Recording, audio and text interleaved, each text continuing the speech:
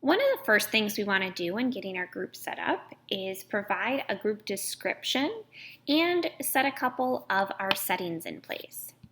So on the left-hand side of your MyHMB homepage, there is a groups dropdown. Go ahead and click that now and select the group that you are a ministry leader of. The rest of the groups would be ones that you're maybe just a member of. So go ahead and click your group. Then, next to your name in that blue header area, there are 3 dots.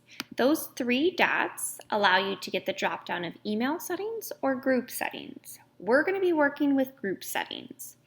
Email settings is for your personal preferences to your group. So go ahead and click group settings.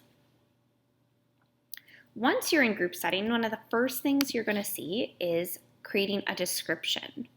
Here at Holy Apostles, we want 2 things included in our descriptions. The first one is, how does your group love God, love others, and/or transform your world? The second is, what are some of the commitment expectations that members would need to know about before joining the group? Something along the lines of, members participate X amount of times a month or X amount of hours, just so that members understand what they would be getting into when joining your group.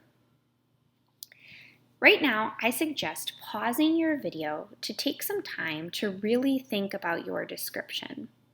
Think about, how do you love God in this group? How do you love others? And how do you help to transform the world that we live in? Then make sure you're really providing that expectation to your group members of what are their time commitments coming into this group. So take some time and work through your description. Now that we've had some time to write our description, let's go down and look at the settings. A couple settings that I want to point out here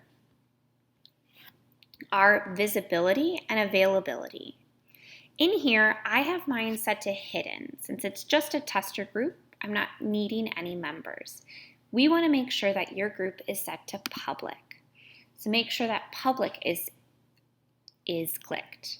Then under availability, make sure that always available on the groups page is selected. That would be the typical one to select. Some might have the group only available during certain months, dependent on what the group is. Then lastly, let's take a look down at communication. You want to decide who's going to be communicating on your newsfeed.